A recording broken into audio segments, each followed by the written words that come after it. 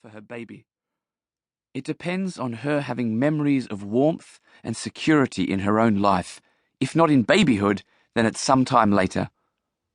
Babies need to be loved for a very practical reason, because that means they will be attended to, fed, soothed, kept clean and safe, talked to and sung to and played with.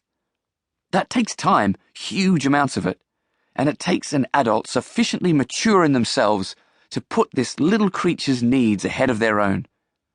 Love isn't just a gooey feeling, it's a blazing fire, a massive power source to carry you through all these things.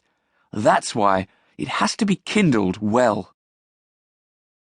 For many reading this, the scoring on the PDF questionnaire about your daughter's early years will come as a bit of a blow, because parenthood in the modern world has been made terribly stressful and unsupported. We may be materially very secure, but emotionally far from that. Or the reverse. Or neither. And there is another option. It's possible the questionnaire is completely wrong in your case. Sometimes that can happen. You can have had a terrible time in the first year, little support, poor circumstances materially, isolated from others, and awful childhood memories of your own. And yet by sheer fierceness of your love and commitment, you just made sure her situation was nurturing, responsive, and calm. Draw a circle around this sentence just to celebrate. I think I have overcome tough circumstances or a terrible background of my own and still made sure my daughter felt loved.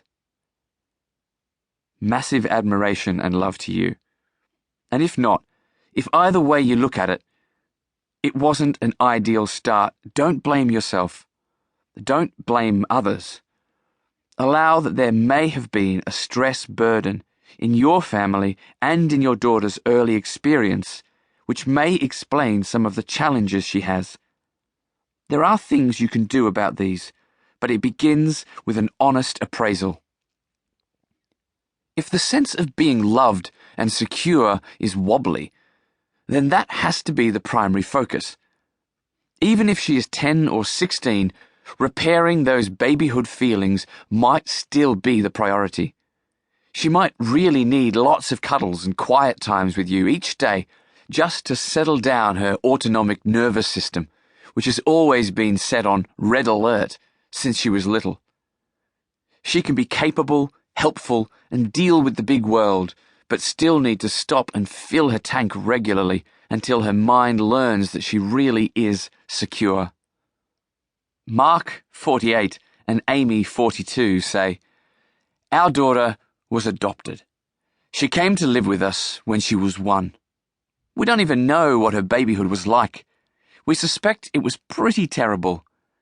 She had quite a lot of issues growing up, but we loved her relentlessly and patiently and knew she needed lots of reassurance, routine, lots of cuddles, lots of building up. We had read in Steve's books that at the age of 13, children recycle their babyhood or have a second babyhood that makes them more open to love and affection. So we babied her a lot at that age. By 14, she was completely out of that stage, and she has been going great ever since. She'll always be a rather intense girl, I think, but her life is going fine." And Guan Ying, 38, says, "When my baby was 1, I had to leave China for a year to study in the US. Our baby stayed with her grandma. When I came home, it was to have a second new baby. So our relationship is quite wobbly. She was fine with her grandma, but can't live with her now. I am not sure that my career path has been good for her, and I hope I can make it up to her." Loving small children is natural. We have hormones like oxytocin, which help us to feel melty and soft when we are around them. But that doesn't mean that the caring role comes naturally to everyone, because though the feeling may be there, the doing of it has to be learned. If we haven't seen or experienced how loving is done, we might actually be quite tense and awkward in expressing